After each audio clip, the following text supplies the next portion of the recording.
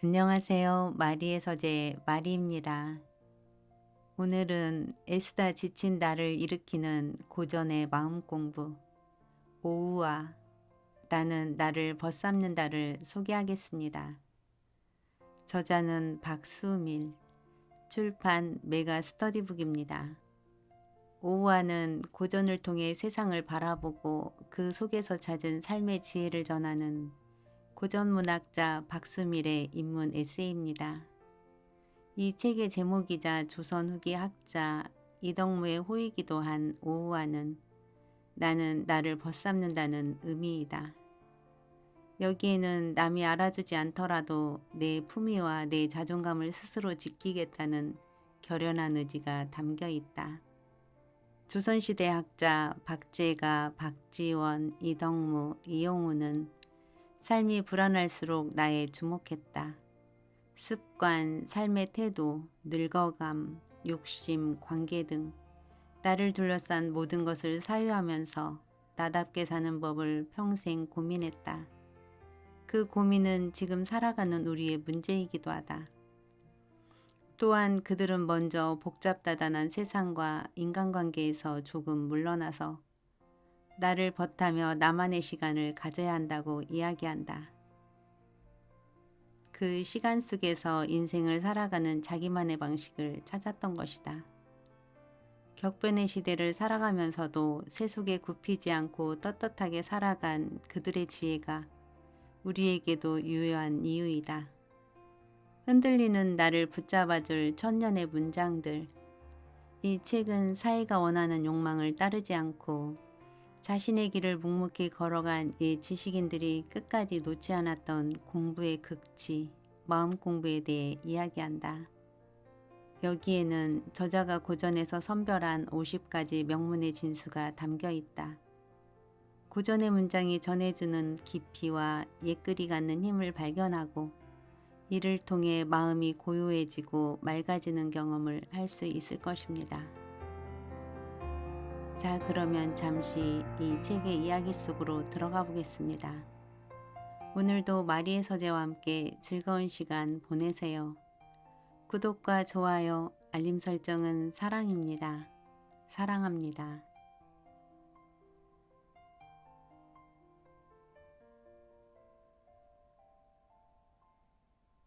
오우와 나는 나를 벗삼는다. 살다 보면 깊이 외로울 때가 있다. 관계가 틀어져서 외롭고 내 막막함을 누구도 답해줄 것 같지 않아 외롭다. 외로우니까 사람이 그립고 누군가를 간절히 생각한다. 그러나 마음을 터놓을 친구가 항상 곁에 있는 것은 아니다. 술잔을 나누고 웃는 얼굴로 안부를 묻는 정도의 사람은 있어도 좋은 날 마음이 통하는 대화를 나눌 것은 찾기 어렵다. 조선 후기의 시인 이덕무는 마음에 꼭 드는 시절에 마음에 꼭 드는 친구를 만나서 마음에 꼭 맞는 말을 나누며 마음에 꼭 맞는 글을 읽으면 이것이야말로 지극한 즐거움인데 그런 일이 어찌도 적은가라며 탄식했다. 이렇게 참다운 친구를 얻기가 어렵다면 어떻게 해야 할까? 그는 나는 나를 벗삼는다라고 말한다. 눈 오는 새벽, 비 내리는 저녁에 좋은 벗이 오질 않으니 누구와 얘기를 나눌까? 시험 삼아 내 입으로 글을 읽으니 듣는 것은 나의 귀였다. 내 팔로 글씨를 쓰니 감상하는 것은 내 눈이었다. 내가 나를 벗삼았거늘 다시 무슨 원망이 있으랴. 이덕무의 성귤당 농소. 눈 내리는 새벽, 비 내리는데 홀로 있는 밤은 더욱 외롭다. 그러나 곁에는 함께 이야기를 나눌 친구가 없다. 듣는 사람 없고 보는 사람 없다 한들 무슨 상관이랴. 글을 읽으니 듣는 것은 나의 귀이고 글을 쓰고 있자니 감상하는 것은 내 눈이다. 이 세상에 나를 가장 잘 알아주고 나를 가장 아끼는 건 오직 나뿐. 나는 나를 친구 삼아 스스로 즐기도록 하겠다. 이덕무는 나는 나를 법삼는다는 말을 자신의 우로 삼아 오우와 거사라고 스스로 일컬었다. 자기 자신을 친구 삼으려는 심리에는 고단한 현실에 굴복하지 않고 자신을 지켜내려는 자의식이 있다. 남이 알아주지 않더라도 속을 터놓을 사람이 없더라도 내 품위와 자존심을 나 스스로 지키겠다는 마음이다. 노자는 나를 알아주는 이가 드물다면 나는 참으로 고귀한 존재라고 했다. 주위에 사람이 없더라도 나를 알아주는 이가 적더라도 나는 내 길을 꿋꿋하게 걸어가면 된다. 삶이 외로울지언정 그 외로움을 기꺼이 사랑하고 내 길을 따라가는 것이다. 조선 후기 문신인 이현진도 나는 나를 벗하고 남을 벗하지 않겠다고 선언한다. 이 세상에 나는 오직 한 사람이니 내가 좋아하는 바를 따라 살겠노라고 다짐했다. 세상이 나를 인정해주지 않더라도 나의 자존감을 일으켜 세워 홀로됨을 사랑하고 그 길을 기꺼이 걸어가고자 했다. 박쥐의 처지를 생각해보라. 박쥐는 외롭다. 새의 부류에 속하자니 새끼를 낳고 짐승에 속하자니 날개가 있다. 쥐라고 하기도 새라고 하기도 애매한 처지다.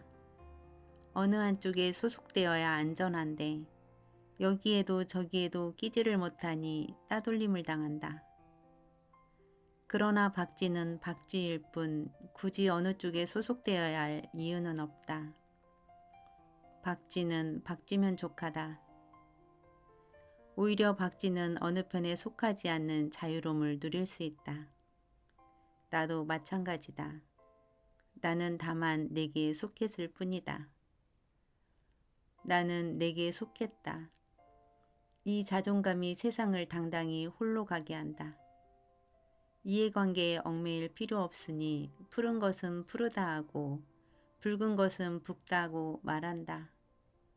홀로 가는 길은 자유로운 길이다. 지금은 혼밥 혼술의 시대, 당당하게 혼자 살면서 혼자 밥 먹고 혼자 술 마시는 행위가 일상적인 풍경이 되었다. 물론 세상은 혼자서는 살 수가 없고 관계는 여러모로 중요하다. 그러나 억지로 무리에 끼고 관계에 연연할 것은 없다. 우리 사는 세상은 관계 과잉의 시대가 아니던가. 나는 내게 속했고 나는 나를 벗삼는다. 이 마음으로 무수의 불처럼 가면 그뿐이다. 마음으로 보아라. 눈과 귀를 비롯한 감각기관은 세계를 얼마나 객관적으로 인식하는 것일까. 눈으로 앞을 보지만 자신의 뒤통수는 보지 못한다. 우리는 개가 멍멍 짖는다고 말하지만 서양인은 바우와우라고 하고 중국인은 왕왕이라고 표현한다. 재래식 화장실에 들어가면 처음엔 역한 냄새가 코를 찌르지만 10분 후엔 아무 냄새가 나지 않는다. 냄새가 코에 익숙해져 냄새가 없는 것처럼 코가 착각하는 것이다. 인간의 감각기관은 많은 한계를 갖고 있다. 중세시대의 한 지식인도 눈과 귀가 실체를 그릇되게 인식하므로 제대로 보고 올바로 들어야 한다고 생각했다. 연암 박지원은 44살 때 중국 건륭제의 70살 생일을 축하하는 사절단에 참여하여 중국을 경험할 기회를 얻게 되었다. 청나라의 건륭제는 북경에서 400여리 떨어진 열화에서 피서를 즐기고 있었고 사절단은 황제의 고위원에 늦지 않기 위해 하룻밤에 강을 9번 건너는 강행군을 했다. 시절은 바야흐로 장마철이었다. 빗물이 섞인 강물은 뿌연빛이었고 강물 소리는 성난 듯 울부짖는 듯했다. 낮에 건널 때는 시뻘건 흙탕물이 산더미같이 밀려오는 광경에 겁을 먹은 일행은 아예 고개를 쳐들고 하늘을 우러러보며 건넜다. 밤에 건널 때는 뿌연 흙탕물은 보이지 않는 대신 무시무시한 강물 소리가 고스란히 귀로 전해졌다. 건너는 사람들은 하나같이 바들바들 떨었다. 박지호는 그의 작품 일야 구 도화기에서 이때의 상황을 마치 물밑에 있던 물귀신들이 앞다투어 나와 사람을 놀리려는 것 같고 양옆에서는 용과 이무기가 낚아채 붙들려는 것 같다라고 표현했다. 강을 건너다 휩쓸려 죽을 것만 같다는 생각이 드는 순간 연암은 다음과 같은 진리를 깨닫는다. 나는 이제야 도를 알았다. 명심하는 사람, 즉 마음을 잠잠하게 하는 자는 귀와 눈이 해로움이 되지 않고 귀와 눈만 믿는 자는 보고 듣는 것이 더욱 밝아져서 병통이 되는 것이다. 오늘 내 마부가 말발굽에 발이 밟혀 뒷술에 글을 실었다. 나는 손수 말의 고삐를 불어 강물에 뜨게 한 다음 두 무릎을 오므리고 발을 모아 안장 위에 앉았다. 한번 추락하면 바로 강바닥이다. 강으로 땅을 삼고 강으로 옷을 삼으며 강으로 몸을 삼고 강으로 성정을 삼으리라 생각하며 한번 떨어질 것을 마음으로 각오했다. 그러자 내 귓속에는 강물 소리가 들리지 않게 되었다. 무려 9번이나 건넜는데도 아무런 걱정이 없었다. 마치 침대 위에서 앉았다 누웠다 일어섰다 하는 것 같았다. 박지원의 일야 구도하기. 삶과 죽음의 기로에 선 위태로운 순간에 그는 새로운 진리 곧 명심을 깨달았다. 눈과 귀를 믿지 않고 마음을 잠잠하게 하기로 결심했다. 그리하여 꽉 쥐고 있던 말고삐를 풀어버리고 오로지 말에 의지했다. 강을 땅이라 생각하고 강을 몸이라 여겼다. 그러자 귓속에는 아무 소리도 들리지 않고 두려운 마음이 싹 사라져버려 무려 9번이나 강을 건넜는데도 잠자리에서 누웠다 일어섰다 하는 것 같은 편안함을 경험했다. 그래서 명심의 명은 어둡다라는 의미로 곧 명심은 마음을 잠잠하게 한다는 뜻이다. 원래는 명상할 때 나와 사물의 구별이 사라지고 절대적인 정신의 자유를 누리는 마음 상태를 가리킨다. 연암은 이를 자신만의 뜻으로 바꾸어 눈과 귀 때문에 생긴 편견과 선입견을 없애고 사물을 보는 마음이란 의미로 사용하고 있다. 명심하는 자의 정반대가 귀와 눈만을 믿는 자이다. 이런 사람은 보이는 것만 믿고 들리는 대로 믿는다. 이 세상은 내 눈이 닿지 못하는 현상이 너무 많으며 왜곡된 소리, 가짜 뉴스로 가득하다. 내가 눈으로 바라보는 세계가 이미 특정한 의도로 만들어져 있기도 하다. 상식으로 알고 있던 지식이 반드시 진실인 것도 아니다. 우리는 개미와 배짱이 우화를 통해 개미는 부지런한 동물이라고 믿고 있지만 전체 개미 가운데 일하는 개미는 고작 20% 남짓에 불과하다고 한다. 토끼와 거북이 이야기처럼 느림의 대명사로 거북이를 떠올리지만 거북이는 바다에 사는 생물이다. 바다에서는 인간보다 훨씬 빠르게 나아간다. 이처럼 일상의 지식도 특정한 의도에 의해 사실과 다르게 전해지는 경우가 많다. 눈과 귀를 통해 들어오는 정보를 그대로 받아들이지 않고 주체적으로 판단할 때 실체에 가깝게 다가설 수 있다. 우리는 참과 거짓의 경계에 갈수록 모호해지는 포스트 모더니즘 시대에 살아가고 있다. 프랑스의 철학자인 장 보드리아르는 현대사회는 제품의 기능이 아닌 기호를 소비하게 될 것이라고 예견했다. 우리가 물건을 살 때는 제품이 얼마나 좋은지로 판단하는 것이 아니라 제품의 이미지와 권위로 구매를 결정할 것이란 의미다. 복제가 원본을 밀어내고 진짜 행세를 하는 시뮬라르크의 상황 속에서 실제와 가상, 가짜와 진짜의 경계는 갈수록 사라지고 있다. 21세기는 미디어가 만들어낸 가짜 정보와 이미지가 더욱 늘어갈 것이다. 현실과 가상의 경계는 갈수록 사라질 것이고 욕망을 쫓는 인간들의 눈속임도 더욱 심해질 것이다. 나는 과연 세계를 얼마나 객관적으로 보고 들을 수 있을까? 이럴 때 눈과 귀를 믿지 말고 명심하라고 당부하는 연암의 말이 평범하지 않다. 파블로 피카소의 말도 연암의 생각과 다르지 않다. 그저 보지만 말고 생각하라. 표면적인 것 배후에 숨어있는 놀라운 속성을 찾아라. 눈이 아니고 마음으로 읽어라. 색 안에 색을 보는 눈. 클로드 모네는 프랑스의 인상파를 대표하는 화가이다. 인상파라는 명칭도 그의 작품인 인상 해돋이에서 비롯된 것이다. 모네는 물체가 지닌 고유한 색은 없다. 색은 빛에 따라서 변화할 뿐이다라고 인상파의 원칙을 고집스럽게 지켜나갔다.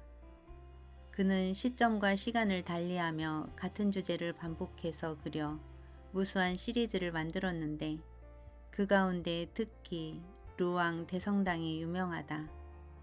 모네는 수개월에 걸쳐 같은 장소에서 시간의 흐름에 따라 각기 다른 색으로 드러나는 루앙 대성당의 모습을 수십 점 그렸다.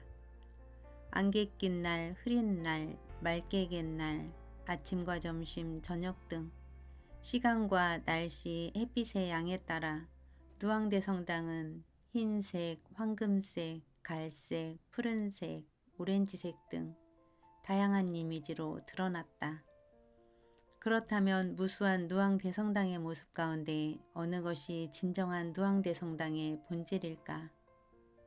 환경에 따라 달라지는 색과 빛의 차이만 있을 뿐 하나의 특정한 모습만이 루앙 대성당의 참모습이라고 할 수는 없다. 사람들은 사물에는 고유한 색이 있다고 생각하지만 모네는 빛은 곧 색이다라고 하여 순간순간 빛에 따라 사물은 다른 색으로 드러난다고 생각했다. 놀랍게도 연암 박지원도 이와 비슷한 생각을 들려준다. 아, 저 까마귀를 보라. 그 날개보다 더 검은색이 없긴 하나 얼핏 엷은 황금색이 돋고 다른 연한 녹색으로 반짝인다. 햇볕이 비추면 자주색으로 솟구친다. 눈이 어른어른하여 비치색으로도 변한다. 그러므로 내가 비록 푸른 까마귀라고 말해도 괜찮을 것이고 다시 붉은 까마귀라고 말해도 상관은 없는 것이다. 저 사물은 본디 정해진 색이 없는데도 내가 눈으로 먼저 정해버리는 것이다. 어찌 그 눈에서만 판정할 따름이랴. 보지도 않으면서 마음속에서 미리 판정해버린다. 슬프다. 까마귀를 검은색으로 고정한 것도 충분한데 다시금 까마귀를 갖고 세상의 온갖 색을 고정하려 하는구나. 까마귀가 과연 검기는 하다. 그러나 누가 다시 이른바 푸르고 붉은색이 검은색 안에 깃들어 있는 빛깔인 줄 알겠는가. 박지원의 능양 시집서. 까마귀는 색이 까매서 붙인 이름이다. 누구나 까마귀는 검다고 생각한다. 그런데 연암은 거기에 동의하지 않는다. 까마귀가 날아갈 때 까마귀 날개에 햇빛이 비치면 순간적으로 푸른색으로도 빛나고 비치색으로도 빛난다. 그러므로 푸른 까마귀라고 불러도 좋고 붉은 까마귀라 불러도 상관없다는 것이다. 까마귀 날개가 빛에 의해 순간적으로 다른 색으로 보인다고 해서 붉은 까마귀, 푸른 까마귀라고 불러도 되는 것일까? 언어는 사회적 약속이라서 그 사회가 약속한 언어는 한 개인이 임의로 바꿀 수 없다. 흰색을 내 멋대로 파란색으로 부르고 강아지를 임의로 고양이로 부른다면 언어 생활에 혼란이 생기고 의사소통이 정상적으로 작동되지 않는다. 그러므로 잠시 다른 색으로 보인다고 해서 순간의 색을 인정해야 한다는 주장은 억지처럼 보인다. 하지만 빛의 조건에 따라 사물의 색이 달라진다는 인상주의 관점에서 보면 연암의 말은 틀리지 않는다. 연암은 모네의 누앙 대성당과 서로 통하는 인식에서 색과 빛에 대한 통찰력을 보여준다. 더 중요한 진실이 있다. 사실은 까마귀를 가까이에서 자세히 살펴보면 까마귀는 완전히 까맣지 않다. 직접 가까이서 확인해보라. 검은색 안에 푸른색이 섞여 있기도 하고 검붉은색이 섞여 있기도 하다. 그래서인지 예전에 문헌에서는 까마귀를 푸른 까마귀라는 뜻의 창호라고도 했고 붉은 까마귀라는 뜻의 저고라고 부르기도 했다. 사람들은 멀리서 대략 본 선입견으로 까마귀가 검다고 생각하지만 까마귀의 실제 색에는 푸르고 붉은색이 섞여 있다. 오히려 푸른 까마귀, 붉은 까마귀가 객관적 진실에 더 부합한다. 연암은 말하길 저 사물은 본디 정해진 색이 없는데도 내가 눈으로 먼저 정해버린다고 비판한다. 사물의 색은 정해져 있지 않다. 빛에 따라 달라진다는 현대 회화의 기본 이론과 비슷한 생각이다. 인상파에 이르러서야 발견한 빛과 색에 대한 관찰 정신을 연암의 생각에서 확인한다는 사실이 신선하다. 연암은 단순히 까마귀가 검지 않다는 이야기를 하려는 것이 아니다. 다양한 색으로 빛나는 세계를 인정하지 않고 하나의 색으로만 가두는 획일적인 사회를 비판하려는 일종의 은유이다. 존재는 저마다 다양한 방식으로 살아간다. 그러나 편견과 선입견에 갇히게 되면 한 가지 색만 고집하고 하나의 기준만을 강요한다. 자신이 대충 본색으로 세상도 그러하려니 하면서 자기 생각과 다르면 무조건 배척하거나 무시한다. 나아가 자신은 직접 보지도 않았으면서 남들에게 주워 들은 말, 전해 들은 소문을 진실이라 철석같이 믿고서 남을 비방한다. 연암은 사람들이 거들떠보지도 않는 까마귀에서 새로운 진실을 발견하고 그 깨달음으로 인간에 갇힌 사고와 편견을 깨뜨리려 한다. 사물을 대충 보지 말고 꼼꼼하게 관찰할 수 있어야 하며 편견과 선입견에 갇혀 세상을 하나의 색으로 가두지 말라고 당부한다. 달나라 여행을 간다거나 문명세계를 본다고 해서 지혜의 눈이 열리는 것은 아니다. 보잘것없는 존재에게서 아무도 보지 못한 진실을 발견하는 관찰의 눈을 지닐 때 푸른색으로 빛나는 까마귀 날개를 보게 될 것이다. 생화학자인 알베르트 스젠트 기오르기는 말한다. 발견은 모든 사람이 보는 것을 보고 아무도 생각하지 않는 것을 생각하는 것으로 이루어져 있다. 존재는 저마다 다른 방식으로 살아간다. 그러나 편견과 선입견에 갇히게 되면 한 가지 색만 고집하고 하나의 기준만을 강요한다. 어느 것이든 생명 있는 존재가 아니랴. 인간은 만물의 영장이라고 말한다. 인간만이 도덕적 능력을 지닌 고귀한 존재이며 이 세상을 지배할 유일한 권리가 있다고 믿는다. 그래서일까? 사람들은 자연을 쉽사리 파괴하고 새와 짐승을 쫓아내 그 자리에 건물을 쌓아 올린다. 강물을 막고 기름을 흘러내려 물을 오염시키고 물고기를 죽게 만든다. 인간과 다른 생명을 차별하는 데 그치지 않고 사람과 사람 사이도 구별짓는다. 지위와 신분을 따져가며 권력을 휘둘러 약자를 함부로 짓밟는다. 박제가는 존재의 평등에 대해 깊이 고민한 사람이다. 그는 능력이 뛰어나고 재능도 남달랐지만 단지 서얼이라는 이유로 차별받는 삶을 살았다.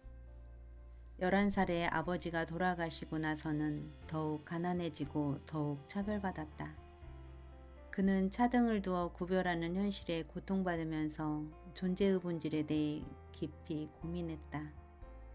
박제가는 24살이던 1773년 봄에 금강산 여행을 갔다가 동해의 고기잡이를 구경한 적이 있었다. 드넓은 바다와 그물에 잡힌 수많은 물고기를 바라보던 그는 문득 상념해져졌다. 저 배들이 다니는 곳은 바다 세계의 한 모퉁이일 뿐이며 그물에 잡힌 각양각색의 물고기들은 바다 해산물 가운데 극히 일부일 뿐이다. 그렇지만 본 것이 적은 사람은 상어와 정갈의 눈알만 보고도 휘둥그레지며 우물 안의 개구리로 살아온 학자는 고래가 우는 소리를 들어본 적도 없다. 자주 보고 익숙해지면 용이나 코끼리도 개상하지 않게 되지만 생전 처음 볼 때는 새우조차도 놀라운 사물이 된다. 본 것이 적기에 이상하게 여길 뿐 세상엔 온갖 다양한 생명들이 각자 방식에 맞게 살아갈 뿐이다. 생각이 여기에 미치자 문득 그는 예전 일이 떠올랐다. 나는 예전에 생각해 본 적이 있다. 하늘과 땅 사이에 바다가 그 반을 차지하는데 마른 세계와 젖은 세계가 있어 강한 성질과 부드러운 성질로 나눈다. 물과 묻이 번갈아 나타나는 현상은 마치 호두가 올록볼록한 것과 같다. 생물들이 거기에 붙어 사는 것은 또한 호박씨가 줄지어 박혀 있는 것과 같다. 그러니 위아래가 완전히 다르지만 인어가 없을 수 없고 저승이 이승과 전혀 다른 세계라지만 기운을 지닌 존재가 없을 수 없다. 기어다니는 벌레나 날갯짓하는 곤충도 각각 자기 고유의 모양을 갖고 있다. 어미 뱃속에서 낳든 알에서 낳든 물에서 낳든 스스로 변해서 낳든 그 어느 것이든 생명 있는 존재가 아니겠는가. 어쩌다가 물고기로 태어나고 어쩌다가 내가 된 것이다. 그런데 나와 다르다고 하여 무리지어 비웃고 또 업신여긴다. 작은 마음으로 헤아릴 수 없는 깊이를 엿보고 틀에 박힌 식견으로 헤아릴 수 없는 변화를 따진다. 박제가의 바다 고기잡이. 세상은 드넓어서 인간의 경험과 지각이 미칠 수 없는 곳이 참 많다. 저 푸른 바다 깊은 곳에 인어가 없으리란 법이 없으며 저승에도 생명체가 살지 말란 법이 없다. 그 광대무변의 공간에서 모든 생명체는 각자의 방식대로 살아가는 것이다. 박제가는 꽃이든 지렁이든 물고기든 나비든 세상에 존재하는 모든 생명은 각자의 모양대로 각자의 방식대로 살아간다고 생각한다. 내가 인간이 된 것은 꼭 그래야만 하는 필연적인 이유는 없다. 어쩌다 보니 물고기로 태어나고 어쩌다 인간으로 태어났을 따름이다. 그런데도 인간은 편협한 지식으로 자신이 본 것만을 옳다고 우기고 자신과 생각이 다르면 비웃고 쫓아낸다. 고작 작은 몸에 남보다 문자 몇 개를 더 아는 것으로 잘난 척 뻐기고 다른 생명을 함부로 업신여긴다. 지위와 신분을 깊이 따지고 힘없는 자들을 무시한다. 남에겐 도덕과 윤리를 앞세우면서 스스로는 남을 도울 작은 마음도 갖지 못한다. 틀에 박힌 고정관념으로 세상의 다양한 방식을 판정한다. 그러나 박제가는 처지를 바꾸어 생각한다. 고기에겐 흐르는 물이 밟고 다니는 땅이고 새에겐 허공이 믿고 의지하는 곳이다.